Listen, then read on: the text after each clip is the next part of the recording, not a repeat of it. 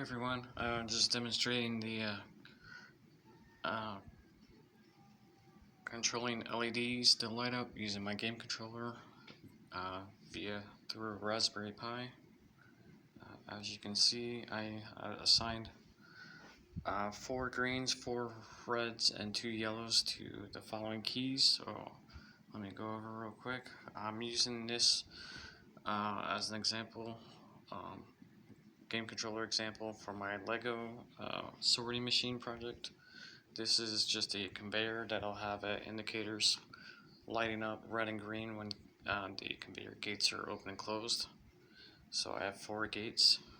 So just to go back over, I'm going to do my greens first. So I'm going to do 1 green, 2 green, 3 green, 4 green.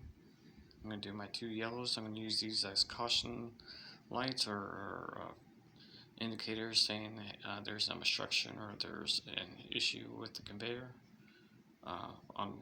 That's the tail end, that's the front end, and my 4 reds. I'm going to use L1, L2, L3, and L4. Alright guys, hope you enjoyed the video.